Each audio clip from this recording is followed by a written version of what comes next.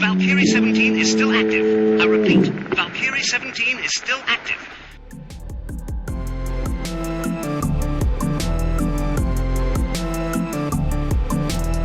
Hello and welcome to the Retro Adventurers. Today I am joined by Jason Compton. How are you, Jason? I am under cloak of darkness, thank you. I'm keeping my cover and also trying to fend off this nasty, nasty mystical illness. But other than that, I'm doing great. Mystical illnesses, those are the worst.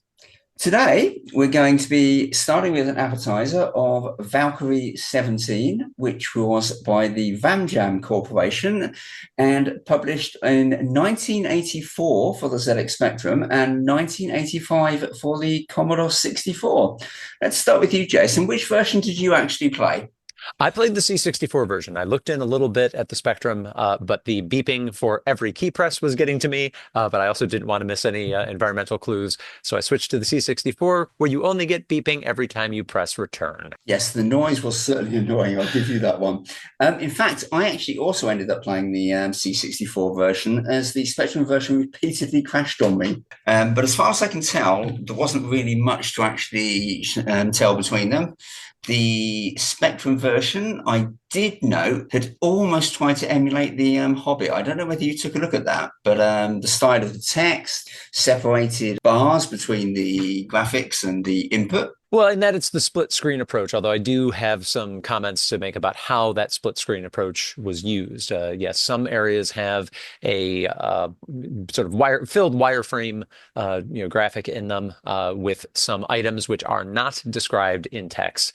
And some areas have text description at the top of the screen, more like a Scott Adams game. But then also some details about that area appear in the main body, which is a little unusual. It certainly was. I've actually made a note about that. I mean, it felt very much like some of Williams's games and the Sierra games where you actually needed to take note of what was going on in the images. And that was particularly unusual for an English game, in my opinion. I mean, I don't know how you probably relate to that a bit more than I would. Yeah, I mean, again, this is one of those, because it is a single load, this game is published on tape, and that's actually a really important note for some of the background that comes with the game. So, as is not uncommon for tape games, only some of the areas have graphics, and we've talked about typically an American-made disc-based graphical adventure will have a unique graphic for every area. So this feels steeped in the UK tradition. Can we talk a little bit about the mission? Should I give the listeners the briefing? Oh, I think you certainly should. All right. So the back of the tape, confidential, Valkyrie or Valkyrie. We'll get into that in a second. Valkyrie 17, the red kipper flies at midnight. You get home one evening to discover a message on your answering machine. Something you thought hidden for good has reared its ugly head once again. Valkyrie 17 is active. Over the next 5 nights, a series of frantic phone calls convince you that the matter deserves further investigation. You receive a dossier on the activities of Valkyrie 17. Pieced together from fragmentary reports culled from the last 40 years, you slowly begin to put the whole thing together. Dreckenfuhr, Heinrich, and Reichsmuller. The badge pressed into your hand on the station and that last desperate call for help from the Glitz Hotel overlooking Lake Bruntz. Your cover is good. Very good, in fact. You spend a few days sniffing around and then head up toward Lake Bruntz. You check in to the Glitz Hotel. It's the last lead you have. You seem to be getting nowhere. Then on your way to the bar, you sense a movement in the shadows. You feel a blow on your temple, and everything goes black. Valkyrie 17 is an adventure featuring both graphic and text locations. You will meet several different characters, some of whom may help you, while others see your demise as their sole purpose in life. On the reverse of the cassette tape are the answer phone messages. And yes, that was a nice touch in this game. You have fairly atmospheric, fairly well acted, frantic calls, or sort of increasingly desperate calls from your contact here in the unnamed, but basically East Germany nation that has Lake Bruntz in the Glitz Hotel. And at the end of that 5th message, your contact dies, and you're picking up on the trail. And it was a really good use of the tape medium. Thinking about this as a disc release, you'd either have to put in just a transcript of the calls, which wouldn't be quite so immersive, or you'd have to throw in a tape anyway. So, as disc biased as I'm always going to be, this was a great use of media. I'd absolutely agree. In fact, this is probably an ideal time for our listeners to listen to the recording. Hello? Oh, damn, it's one of those machines. Look, Heinrich is still alive. I've just seen him and Reichsmuller boarding the Star of India. I'm going to follow them. I've managed to get a cabin and... Oh, look, they're raising the gangplank. I've got to go. Valkyrie 17 is still active. I repeat, Valkyrie 17 is still active.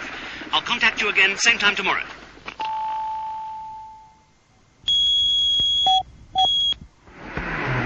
I don't know how long I'll be able to maintain this connection. Things are pretty rough out here. Listen, I think we're putting into Casablanca in the morning. I managed to check Reichsmuller's cabin. He's still up to his old tricks. Valkyrie 17 is operational. I repeat, Valkyrie 17 is operational. I'll call you again from Morocco. Hello, Heinrich has left Casablanca by air. I'm following Reichsmuller now. He's in the bar of the Casablanca Hotel, and he's just been contacted by Mustafa. I'm not sure which one of them has the diamond, but I'm going to follow Reichsmuller. Valkyrie 17 is operational. I repeat, Valkyrie 17 is operational. No time. Reichsmuller does not have the diamond. I'm pretty sure of that. He's given me the slip again. I think he might have been the priest on the train, but I lost him at the French border. It's a long shot, but I'm going to try Lake Brooks. Valkyrie 17 is close to critical. I repeat, Valkyrie 17 is critical. I'm at the Glitz Hotel, but they've rumbled me. Reichsmuller is here, which means that Heinrich is... The Red Kipper flies at midnight. Your contact will identify himself by the words, "The Red Kipper flies at midnight. Valkyrie 17 is critical. I repeat, Valkyrie 17 is..." Okay, well, now you guys have got some of the background. Let's talk about the game. I mean, I actually played this when I was younger, but obviously I played the Spectrum version. So this is my sort of first experience with the Commodore version. But I mean, how did you sort of find it, Jason, straight away? I mean, I'm presuming this is the first time you've actually played this. This was a game that, to the best of my knowledge, was not distributed at all in the US. We did, as we've discussed on some episodes before, we would get some of the single load adventures brought over here. Level 9's early adventures would get put into 3-packs and published over here. There were some budget labels that would have some of the text adventures, but definitely not all of them. And so just in scouting games for this program, I'd come across this as fairly well reviewed, fairly well regarded. I gotta say, I'm really impressed by the background materials. We've definitely played games not too far removed in time from this one that have very minimal setup. But in addition to the tape that we've talked about and listened to, there are these declassified documents. And one that I do want to read because it helps set up what the plot sort of is and where I feel that they kind of went sideways from it. But there's this strictly confidential Form 18H. The closing months of World War II saw frenzied efforts by the Nazis to develop beam weapons. Of these, the most familiar will be the laser, although there were and are others. The principal site for this research was the plant at Rheinemund. It was here at 627 on the 18th of March 1945 that 9 square miles of forest were incinerated by a device mounted on the back of a truck. The damage was later assumed to be the result of the air raid that destroyed the Rheinemund plant at 0130 hours the following day. And there's a quote, "There was one searchlight they had there that seemed to draw fire from the ack-ack like nothing I've ever seen. Seemed to cut planes in half, it was that bright. We lost a lot of blokes on that one." So they set up this plot as this is, in the present day, the 1984 of its publication, but that this beam weapon is somehow significant in coming back again. And although we do see lasers, the actual plot doesn't actually seem to be so much about that. So I was a little thrown by that. But yeah, the experience of playing the game, you load it up, you get a version of Ride of the Valkyries, which is almost nice. Would be the way I describe it. Almost would be almost nice. But there is some fun attention to detail here. In addition to those forms I mentioned, there was apparently a version that shipped with a commemorative logo pin, I should say. Was that the version that you'd played back in the day? No. I just literally had a cassette with the inlay, which pretty much described the story you described, and obviously the recording on the back. Yeah, but there was a little 17 logo pin, and that little 17 logo appears on the screen every time you enter a command, which is an interesting touch. It gave it a little flavor, a little feel. You're not just playing a standard text adventure; you are in the Valkyrie 17 world. The fact that there's a horn blast for each command entered is not great. As we mentioned on the Spectrum version, you get a beep for every key press, which was the thing that one of the things that sent us to the C64 version. As you mentioned, there's really nothing to separate the graphics between the two versions. Very clearly a pretty literal translation of the Spectrum, bright block graphics over to the C64. And there's a help command, but the RamJam Corporation regrets that it is unable to enter into correspondence. Well, thanks for that. I really liked, especially with that background of having been clubbed on the head and so forth, the area where the game begins, which is the bar in the Hotel Glitz, is actually really, really important in ways that some adventures, the Colossal Cave, kind of that brick building becomes very important as the game goes on. But in other games, the start of the adventure you almost never see again. So I liked how we kept coming back to the bar at the Hotel Glitz. The world seemed nicely defined. It's kind of the area around this mountain resort. Let's talk a little bit about how you found the interfacing with the world. I actually, to be honest, I've made notes here that I actually found the world quite immersive.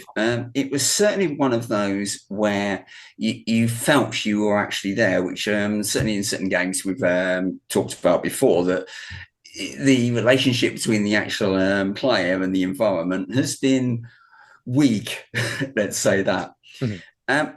Again, I mean, going back to sort of my comments about sort of the relationship between sort of the more of the US games, I found this particularly unusual in the way that the environment not only, as you said, reflected objects in the actual location, but also the way that the environment changed. And I've got notes here about how there's a safe on a wall. There's not mentioned anywhere at all. You had to assume that image was a safe. You got the same thing with windows. I think it's one about a door as well. And whilst I found that immersive, being a player of mainly UK-based games, it took me a little while to actually get into it, to realise that the images were just as important as the text, which I've got to say was actually fairly sparse, apart from conversations with people, which was quite detailed.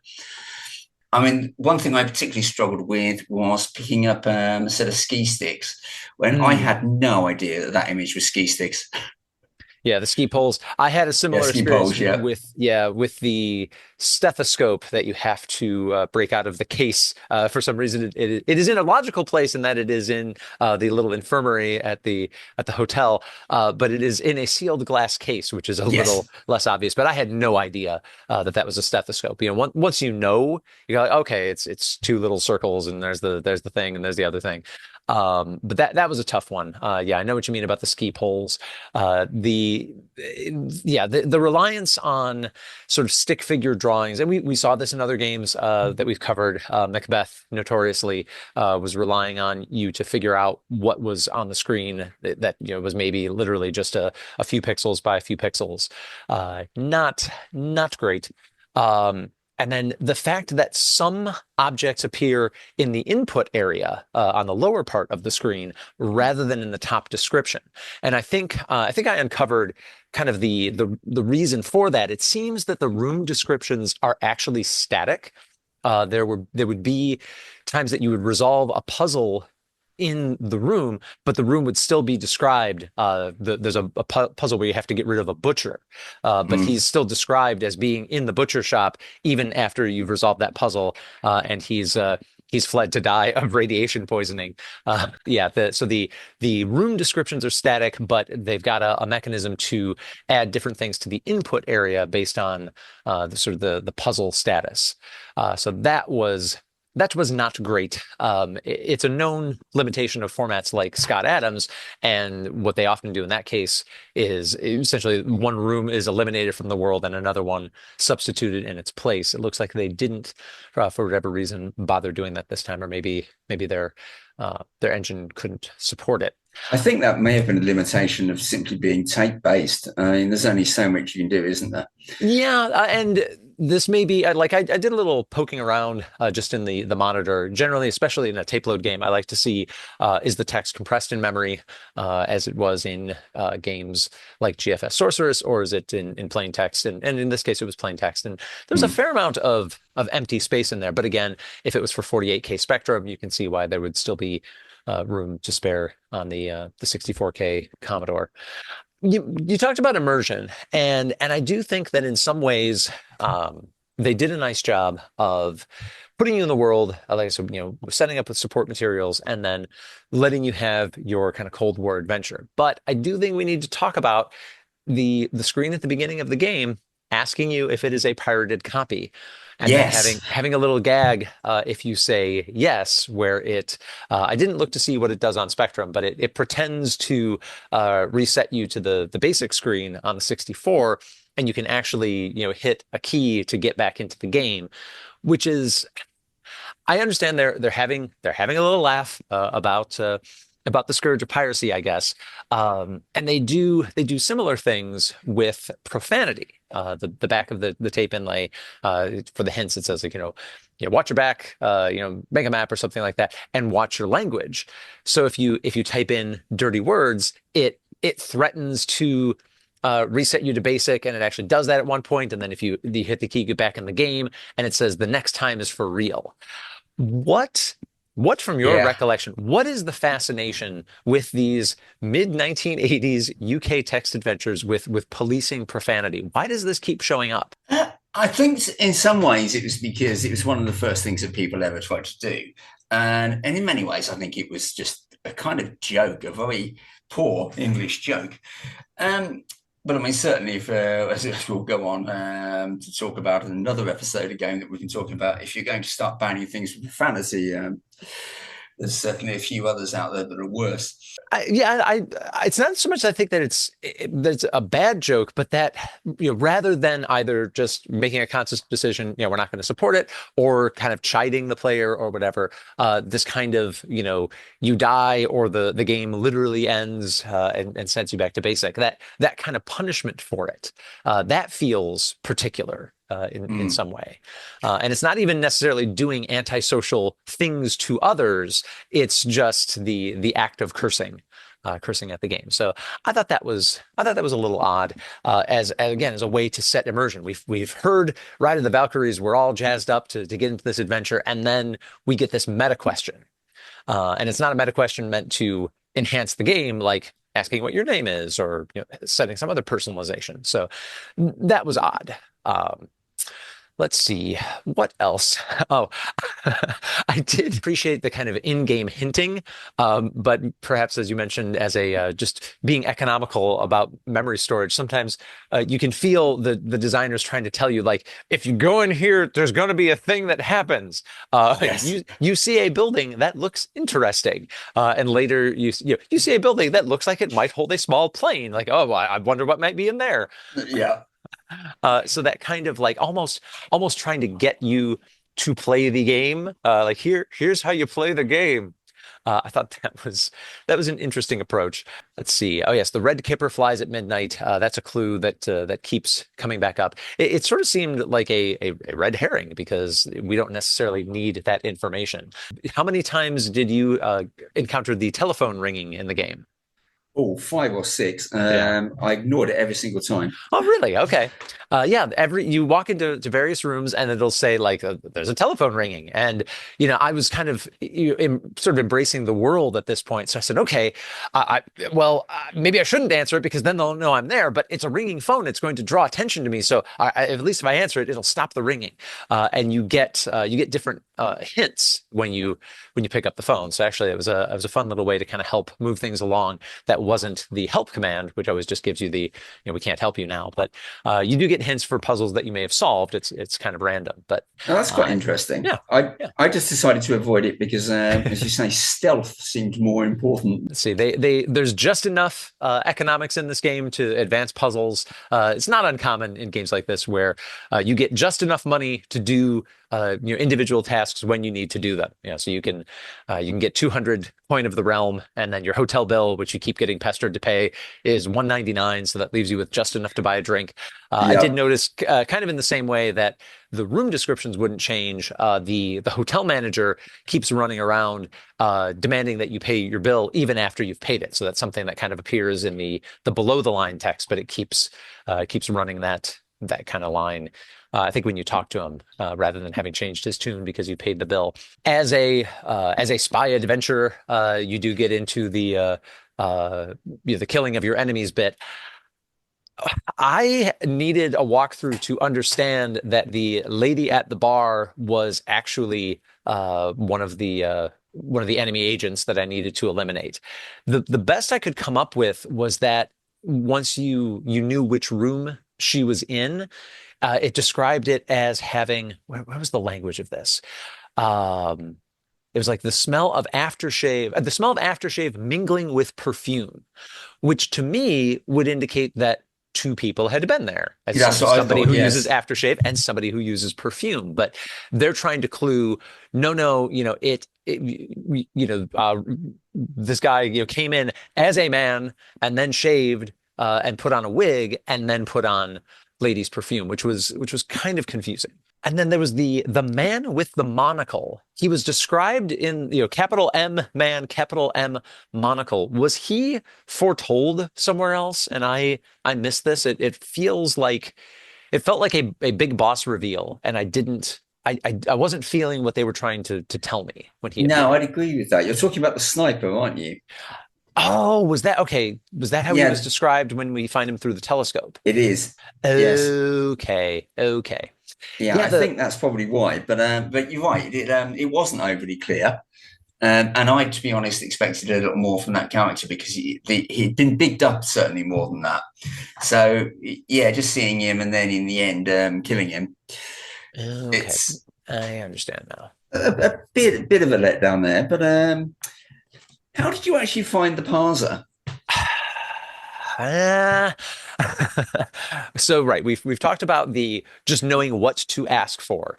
I will say, and we talk about this in a lot of episodes where how much or how little do they talk up their parser, and I felt like they took a reasonably helpful approach. The instructions say good commands are get the blonde wig, talk to the manager. Bad commands are get the blonde wig and wear it. Only the first part will happen.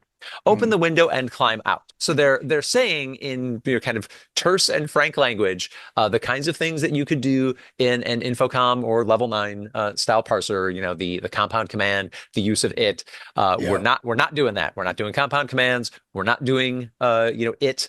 We're not storing any of those pronoun data. We're single command. And I'm like, okay, thank you for telling me that. Interacting with the world, it did have that. Redescribe, which every time I run into it, I'm like, oh, I understand why we're doing it. It also threw me that the examine command, which I'm trained to think of that as examining an object either in inventory or described on the screen to get more information about it. It took me a while to realize that in this game, examine is basically just a single word command, which is there anything else in this room that you want to tell me about? So it'll happily let you try to examine something in your inventory, but all it's really answering is there an additional piece of information in the world, or in this particular room, I should say. So that was tricky. That's kind of an implementation issue. As far as like finding commands, when we're trying to escape, you get a can of petrol. You cannot pour petrol into plane, which seemed like the way to do it to me, but you can fill plane with petrol. Like, okay, yes. Not an unreasonable command, but it definitely needed that singular approach. The pedestal that the diamond, as I was sort of intimating, this seemed like it was going to be a game about finding and destroying this laser weapon. It's more a game about finding a diamond. There are lasers guarding the diamond, but they're kind of just incidental to the plot. And then you have to solve an additional puzzle where the diamond is on this high pedestal. You can't push or pull it. You have to rock it. I had to look that one up. I got to try moving it, and various different ways of approaching it. None of these are terribly obscure, but I would say that synonym support, or hey, somebody might think about acting on the petrol first rather than the plane first. Those were a little tricky, I thought, in ways that you knew what you wanted to do. You were just struggling to find a way to express doing it. Exactly. To be honest, I made exactly the same notes as you've just described here.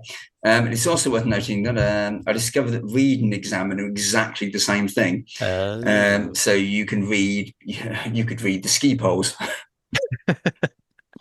Yeah, if there was something in that room about them. So yeah, exactly. Yeah, I mean, I don't know. I found a couple of times you'd type a command and you'd get absolutely no response from the parser whatsoever, but something actually would have happened. I mean, the one that I've particularly noted down is when you come across the ski lift without the attendant, and you pull the string to get the ski lift to actually work. Nothing actually happens. You just type pull string. There's no response, but you have in fact moved location. I think there was something in the redraw of that was confusing. Yeah. That we didn't get something in the lower text. I do know what you're talking about. And once I started to, I guess, train my eye for it, but it was a very subtle change. Well, we'll certainly talk about erring on the other side of travel feedback later in this episode. But yeah, some of the travel was not as well indicated as it could have been. I would agree with that. I mean, as you sort of made through it, I mean, as you say, the plot itself didn't exactly. It wasn't how I'd expected it to head. Once you start reading the inlay and you're listening to the tape information, I don't really recall the diamond at the end actually being mentioned. It just kind of becomes part of the game at the end of it. Yeah, there's sort of business with smuggling it out, and then ultimately you're trying to get yourself to safety. And yeah, that does kind of lead me to I thought that the end game was pretty weak. Once we have the diamond, we've escaped the complex, shot a bunch of guys. We have to the ultimate goal is to fly a plane to get back to where you started. The flying sequence was definitely a learn by death experience. It was not clear at all which direction you needed to go other than just trying it. And this is not a game with save capability, so you'd be retracing your steps a lot. But ultimately, the barman flags you down, so you know where you should leap out of the plane, and seeming then that he is important. And as I was talking about earlier, the game ends where it begins, in the bar in the Hotel Glitz. But yes, it does. The final act, and I had to look this up, is giving the diamond to the barman, which notably he's not described in that room. He's mentioned, like when you buy a drink, he's mentioned in the world as having flagged you down. But at no point when you enter that room, especially at the end, is he mentioned as being there, either in the room description text or in the kind of special alerts that come up in the playing area. So that was really tough to swallow, that the final move involves interacting with something not described in that room. And then the writing of the kind of the final sequence seemed, I think they were trying to make it exciting. And honestly, I feel like they'd established enough writing chops that rather than trying to be oblique or letting your imagination fill things in, because it talks about like kind of all these characters that you've interacted with rushing into the bar and you hear a shot, so it's not clear like who's trying to help you, who's trying to hurt you. Maybe they're trying to give you the sense of chaos that would go with this, but ultimately you get to safety. I felt a little let down by the ending, both in terms of just the command to get there and in terms of not getting, and I think they could have done it in the same amount of text, but just kind of established this is who rushed after you, this is how you got saved, this is how you got to safety. Certainly not a bad ending, not just a you've won, which certainly could have happened, especially in a tape load game like this. But I just felt like if they'd sat down and looked at that screen for another hour, I think they could have come up with something a little stronger. I think overall, it's certainly not the worst game we've played on these podcasts. Yeah. It's, as I said, if I was going to summarize it, this game was really successful when it first came out. And I think that some of that success actually simply came from the company name, the RamJam Corporation.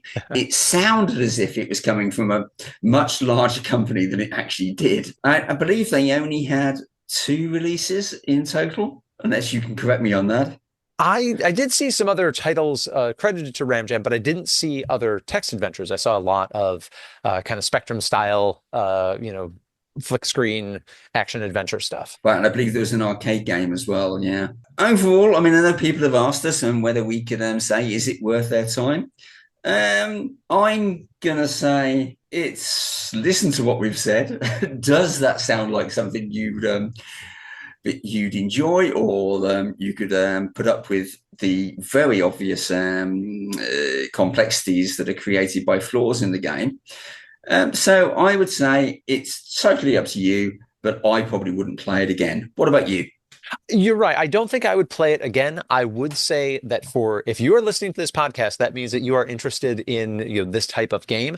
I think that for the background materials, the audio, the documentation, those little feelies, which again are not common in a tape load game, and for the story that it's trying to tell, I do think it's worth a playthrough. I do think it's worth spending some time with. Would I recommend beating your brains out at it, old style, writing away to print magazines and waiting months for hints to come in the post? Maybe not. But I do think if this game is new to you particularly, I do think that you should take a look. And just as a final comment, if you do choose to play it, I seriously recommend the Commodore 64 version, simply because of the incredibly annoying noises the Spectrum version made. Yeah, and the fact that there are some environmental audio clues, meaning that you don't necessarily want to just turn the audio off entirely. Yes, this is a case where the 64 version is recommended, which will not be the case later on. Okay, well, thank you for your thoughts on that one, Jason. Then shall we move on in a bit? Okay, let's move on to our main course, Mask of the Sun, which was published on several platforms. But Jason, let me hand over to you for another theatrical introduction, please. All right. As described by its original developers and publishers, Ultrasoft, the back of the original box says, "The Mask of the Sun is the premiere release in a series of animated adventures from Ultrasoft, Inc. It is noted for animation. The feeling of motion is created by drawing a series of high-res screens with split-second timing. You are not just told that you are moving from place to place, you see and feel it. Traps have more realism. Puzzles are more involving. Phenomenal graphics," and it describes those. "Readable upper/lowercase character set." This is an important detail because we must remember a lot of those 1970s platforms, Apple II originally shipped only with uppercase characters. TRS-80 only shipped originally with uppercase characters. It was not until later editions of the Apple II that you got upper and lowercase character sets. On the Commodore 64, you would sometimes see only uppercase because the other part of the character set was being reserved improved for character-based graphics. So the back of the original publication is more focused on the technical features, intelligent text interpretation, and so on. But after that original 82 release for the Apple, looks like Broderbund took over publication, also published versions for the Atari 8-bits and Commodore 64. And Broderbund knew a little bit more about marketing because they tell us the gold leaf lettering on your door says Mac Steele, archaeologist, seeker of lost treasures, but it might as well say out to lunch. You wake each day in a fever, your health rapidly slipping away, your body deteriorating, and all because of that blasted amulet, the one you wrestled from your not-so-esteemed colleague, Francisco Roboff, to settle an old debt. Roboff uttered something about a mysterious curse. You laughed at such nonsense, but you're not laughing anymore. And it goes on for a while. Your quest will end either in the shining glory of the Mask of the Sun or the horror of a dark and unrecorded death. Yeah, little spicier there in the Broderbund version. Yes, so we are Mac Steele. This is peak Indiana Jones. This is after the release of Raiders of the Lost Ark, and it's clear that they said, "Hey, we just need to do that." To skip ahead, there's even a rolling boulder trap. Like this is straight up South American, ancient mysticism, traps and mystical powers that are unleashed by these artifacts. Straight up a product of that. What could be cooler than Star Wars? Oh my God, Raiders of the Lost Ark, Indiana Jones. That is even cooler, and just doubling down on that. That is exactly my first note, so I'm glad you felt the same way. It really did feel like, let's say they just watched Indiana Jones. Let's do a game about the first bit of that. Yeah, which is not a bad thing. Like it sets up that familiarity. You know going in. Oh, I basically know who this guy is. I basically know what types of challenges I'm going to encounter. That is true. There's another version of background materials that says your quest for the Mask of the Sun started in Tibet. Your latest discovery, the scrolls of the monks of Lhasa, was stolen by that not-so-esteemed colleague, Francisco Roboff. In a fracas, you steal an amulet he had located in a previous dig. You go back to the University of Boston. Again, he's a professor just like Indiana Jones. It really, kind of dropping you in with a sense of adventure, excitement. There's the urgency of this curse, essentially, that you've picked up. That the doctors managed to come up with a set of pills, which is basically a time bound on this game that keep you alive for some amount of time. It's an inventory object that you can't drop until the disease, the curse, is lifted by aforementioned Mask of the Sun. But they really clearly were trying to make an exciting, engaging game, and they didn't do that just with the back of the box. How else did they try to immerse us in more than just a parser-based experience, Dave? Well, this was actually a bit of a bugbear for me, but I think what they were pretty much trying to do is to combine the idea of an arcade game and a text adventure. Or maybe it was an attempt to physically make a movie. Be honest with me. The first thing I noticed, the text is multicolored, and I found it quite distracting. I don't know how you felt about that, but I actually found it quite difficult to read. Yeah, so we'll talk about what version we ended up playing. Oh, sorry. Yes, that's a good point. No, but it's significant because, yes, last in Valkyrie 17, we settled on the 64 version. That actually proved to be the most convenient. I knew that the Apple was the original platform for this game. And, whenever possible, I don't want to play the Apple version. I'm a Commodore 64 guy. I will play the Commodore 64 version. But I did get my hands on, I actually borrowed an original disc of this from a friend in the neighborhood back in, the mid-late 80s. And I remember I really had a hard time getting into it because it was so slow. Commodore 64's disk drive, we all know that it's slow, but in some implementations, it is slower than others. And this game hits the disk so much, and it was so slow.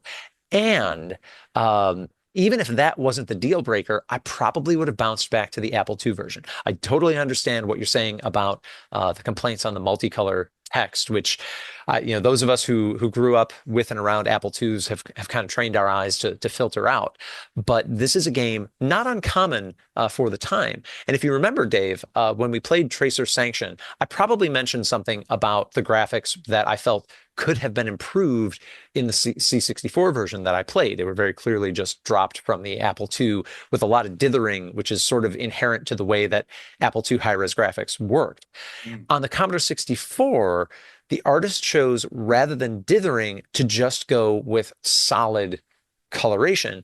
And that I felt made it too chunky, too blocky, too primitive. I actually bounced back to the Apple II version simply because the dithering effect made it feel more textured, made it feel more like the comic book style art that they were clearly going for.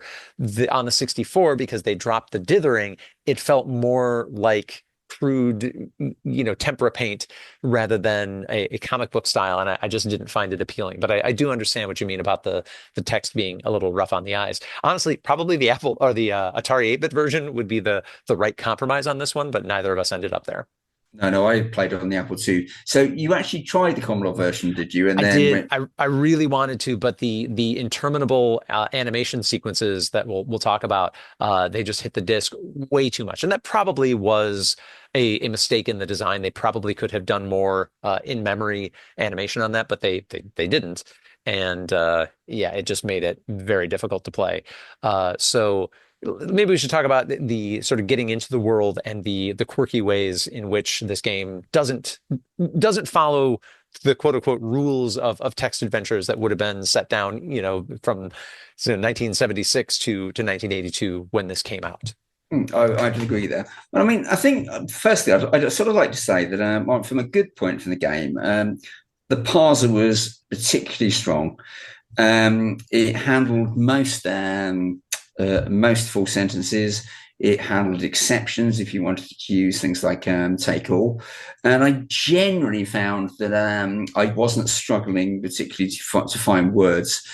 I was certainly struggling to find the right words to complete the actual tasks, but that was more because I wasn't really understanding either the puzzle, or I was using objects in the wrong places, etc., etc.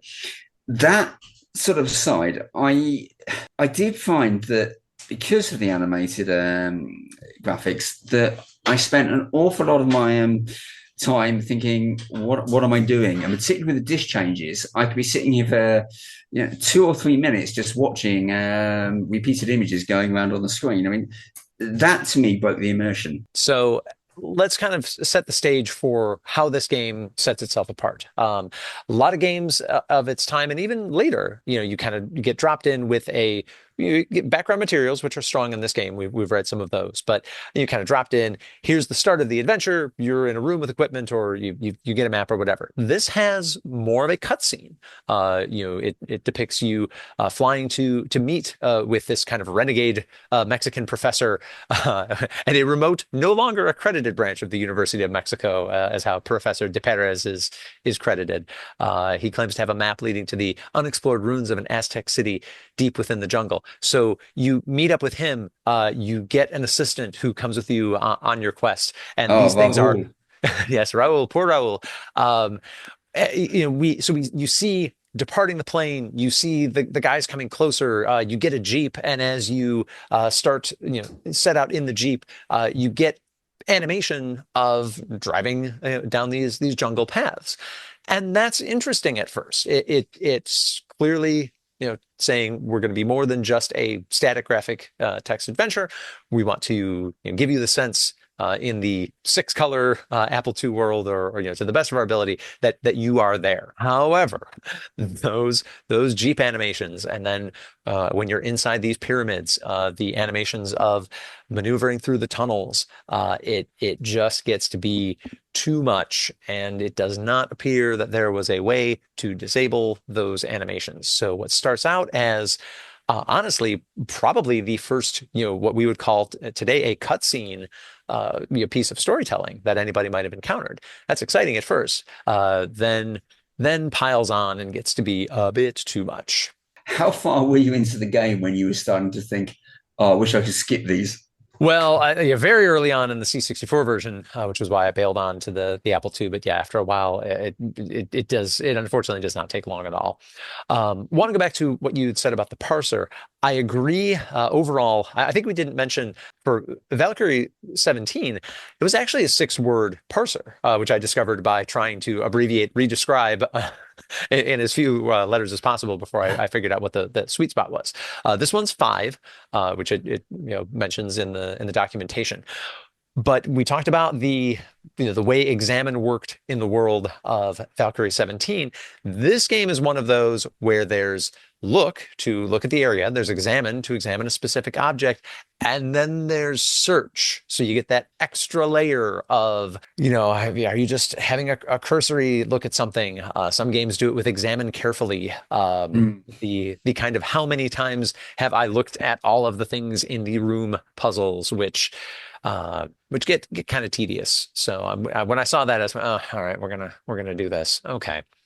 So that was not my favorite part about interacting with the world. Yeah, go ahead. Funny you say that. I actually quite like that. I actually have always sort of liked the idea that there should be a difference between a certain difference between read and examine. And I think search is a separate verb, and it kind of can add depth. So no, I quite enjoyed that bit, and I felt that it gave the game a little more immersion. But I mean, that's my personal point of view. No, and you're right. Like it's one of those things that on the surface makes perfect sense. Yes, they should be different, but I'm kind of reminded of maybe we were doing it wrong, but I'm reminded of my experiences playing Dungeons and Dragons in any kind of dungeon where there's traps, in that it's the rogue's job to search every single square. So everything just becomes about this guy searching 5 foot by 5 foot squares on and on and on and on. And unfortunately, games like this kind of can become a reduction to, have I done all of the things to look at all of the things? And that was a design decision that in games that we've played like Avon, where Topologica doesn't even do examine. Like, if it's important, we're going to describe it in the room. Don't worry about this becoming a nesting Russian doll of, have you looked at all of the things that you can look at? I do agree from a storytelling standpoint, it makes sense. What happens if I get a little closer? What happens if I get a little closer? But it just can turn the experience into trying to examine, search, examine carefully every single noun that you see, and that's not a great experience either. No, I'd agree with that. I mean, to be honest, and I have played games that have got a similar sort of feature, that really what you need to do is, when you examine something, there needs to be a kind of clue that maybe it should be searched. So maybe that's sort of the sweet spot on this kind of thing. But again, for me, I mean, I generally didn't mind it. I mean, we've talked a little bit about the plot, very Indiana sort of based. I mean, how did you find it? I mean, I actually thought the storytelling was fairly good. It was good. It was mazy. It was mazy and tunnely, and I think that ultimately what they were trying to do in keeping the experience cinematic and action based, and we definitely should talk about the action sequences because that's a real departure from Absolutely. kind of the norm.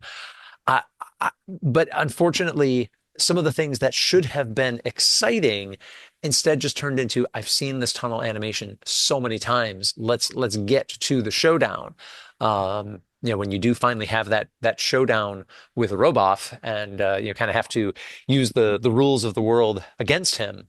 That's exciting, but there's just been so much tunnel animation until you get there. So it's an intriguingly implemented world with a lot to explore. It does rewards exploration in the storytelling components of it, but those animations. Particularly at the end, I mean, we'll probably come back to this a bit later, but I mean, you must spend about 15 minutes wandering around that maze at the end. Yeah. Which was essentially how it was designed. I absolutely was resorting to help as I got deeper in this game, and sources agree that you don't even need to map the final maze. You just have to plot around a bunch, which again we've seen in games like Avon. It's not it's not a unique a unique thing to inflict. But what is something like that at the end of a game but padding? And Yes. if it was something that needed to be trimmed, maybe it should have just been trimmed. I think getting to the showdown with Roboff quicker, would have been perfectly fine. Yeah, it's just rough. What I did find quite interesting about the maze, and I've made a note of this here, that I quite liked the way that they moved away from the standard northeast, southwest, etc., to left and right and forward and backwards in the maze. And I did quite like that because it sort of makes a little more sense, and it's how you probably would try to navigate a maze. But that aside, like you say, I had to go and get some assistance on this one because it was just driving me mad. Basically, the end sequence was too long. I think this is where we're coming to. Yeah, and to spell out what you were saying, basically when you're in the overworld map, you can use compass directions, and inside, as you'd said, it switches to forward, left, right, or back. Which, yes, you're no longer able to reckon by the sun or maybe use a compass which you don't have indoors. But there were a couple of exceptions which suddenly popped up, which made that a little confusing. Absolutely. Again, playing with the format, much as they did with the timed-based action sequences. I think the first one that you generally are going to run into is the snake. Yes. Which it's animating on the screen, and while you're thinking about what to do, it may bite you and end the game. So you have to shoot it in within a certain period of time to get through that. Well, at least it wasn't random. At least you knew that there was a sort of time limit, or you discovered there's a time limit fairly quickly. Yeah. But then there was the more timing-based action sequence where you're trying to get across the hazard. Yes. Yes, there was that. Yeah, the way the Book of Adventure Games puts it is good luck in jumping over the lava pit. Yeah, took a few tries, few snapshots to get through that guy. Let's talk a little bit about poor Royal, Val. Yes. I mean, he's described as a linguistics expert, but I wasn't really sure exactly how we sort of used him in that way. I mean, I don't know. Maybe I'd not read the text properly, but he didn't seem to be an awful lot of use. No, you're right. And there are puzzles where you're getting code words and so forth. And yeah, you'd think that maybe somebody described as the linguistics expert would be helping out with those. Instead, he's kind of macheteing his way through certain things. I did find the existence of the companion, interesting and, adding some flavor to the world. I don't think we actually see him a whole bunch after the initial sequence. No, we don't. That probably a missed opportunity to maybe use some of that urge for animation in more interesting ways, maybe showing him, walking astride him, or with him a pace in front of you, or something like that. That might have helped. Oh, I'd agree there. Yeah, he was definitely underused. And whilst I wasn't sort of expecting the kind of interaction that you had with sample and things with the Hobbit, where you can get him to take certain actions, I feel I probably would have liked to have asked Raoul whether he can interpret something or read it to me or something along those lines. And I think that would have added to the overall atmosphere. But that is a good reminder. Yes, he is an American style companion in that his actions are, that he's existing, but his actions are very predictable. There's not an element of randomness of it. He's not wandering off and falling down pits or being turned to stone. That is a good reminder that he's that type, not the Hobbit, level 9 chaos type. Well, I'm just going to wander over here, catch up with you later. The other note I've actually got, I mean, what did you think about the sound effects? I mean, I actually found them quite irritating after a while, and I don't know that they really added that much to the game. Yeah, I there were things like there were some Jeep sound effects that I'm like, I think that's supposed to be squeaky brakes, and that's kind of coming to a stop. I think that those could have been, I think they could have been better designed, better implemented, even even on the Apple II beeper, which is not exactly a musical wonderland, but I think they could have been done a little better, a little less obnoxiously for sure. I mean, did you actually? I mean, the Commodore 64 had a fairly good sound chip. I mean, were the sound effects in that version? Oh, I think there was the Jeep ones. I did not get much deeper than that, so Right. because the load times were just killing me. Right. Yeah. Okay. Well, that might be one for the listeners to answer. If anyone's played this Mask of the Sun on the Commodore 64, please let us know if there are sound effects and do they improve. Yeah, and the Atari version also would have had better sound hardware available, but again, it's how you attack it. Yeah, I definitely agree with that.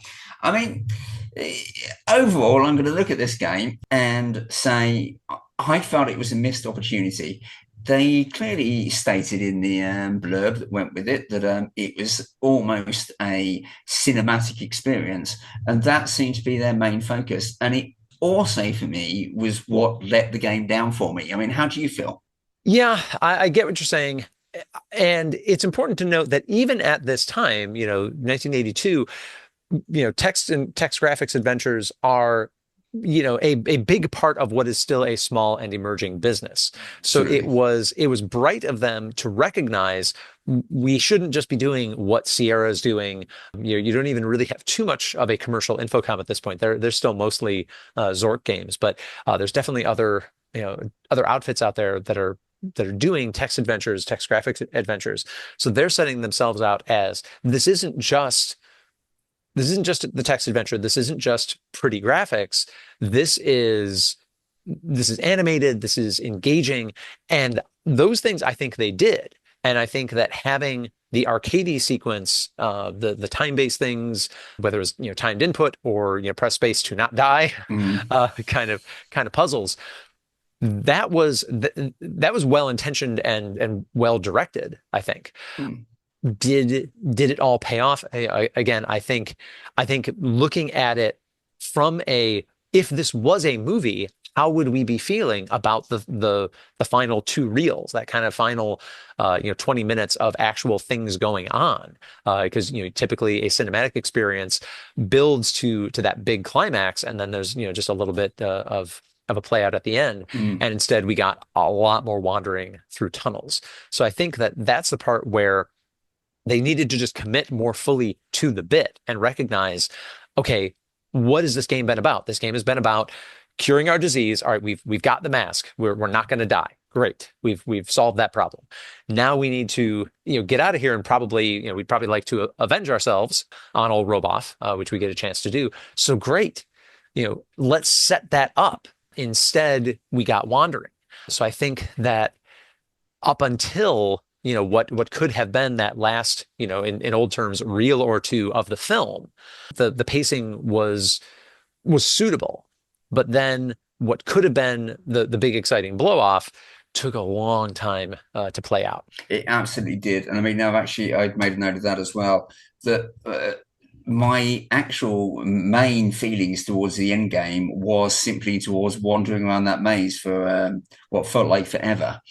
And when you actually get there and you want to confront your nemesis, it seemed like a very quick ending. I mean, it's maybe 5 or 6 commands and you're done. No, I felt that basically once you'd got yourself out of the maze, the final sort of confrontation was very short. And I would have liked to have seen something a little more maybe dramatic. Yeah, and I think that the note that I had to myself was flutes. Along with quicksand, I would say that flutes are not quite as useful in real life as games would lead me to believe. Because if you go back to Dark Crystal, Yes. These instruments are just you grab them, they're going to come in real handy.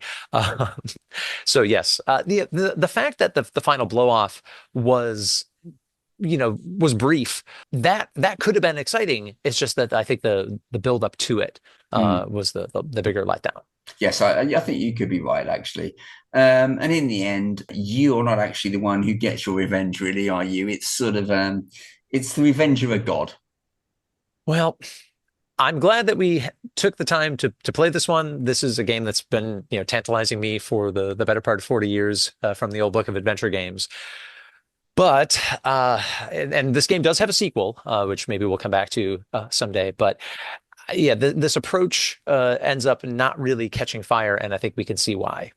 I would agree with that. I think it was very, very brave attempt, and I think it was an attempt to sort of mesh arcade with text adventure, but the genres are too different, and there was just simply far too much time either waiting for disc changes or to just sit there and watch the animations.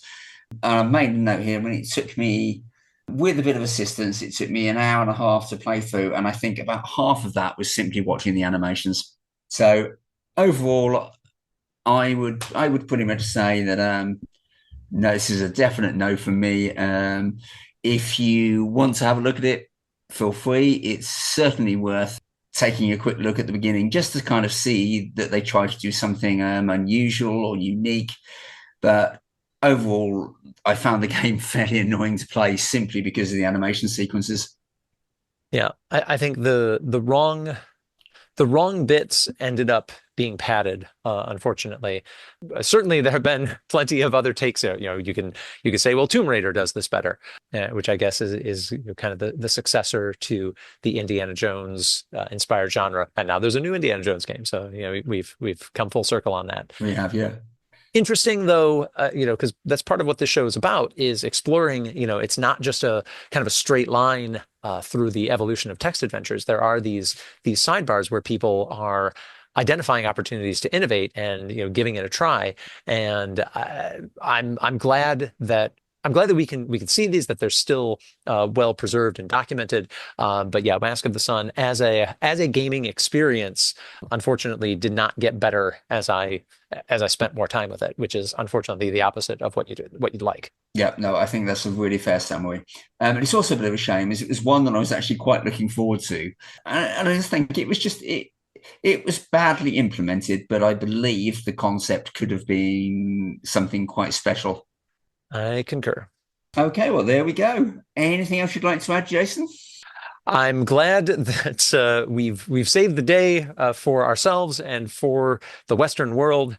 Sometimes these games were both a little rocky to play, but sometimes we walk away going, this was a game, and this was a game that has some historical significance to it, some interesting storytelling hooks, but either of them being winners, no, not quite, but that is okay. No, I think we've looked at two games today, definitely, that could have been better. And I think that's where I'd like to end it. So for Dave Hawkins, I have been Jason Compton, thanking you for adventuring with us, and we will see you again next time. Okay, goodbye, everyone. You have been listening to The Retro Adventurers, a podcast about classic text adventure games. Please subscribe on your favorite podcast platform, including Podbean, Apple Podcasts, Spotify, Amazon Music, and Podcast Addict. Visit us at retroadventurers.com and follow us on Facebook and Blue Sky. The Retro Adventurers is based on a format originally devised by Ben Collier, Jason Compton, and Dave Hawkins.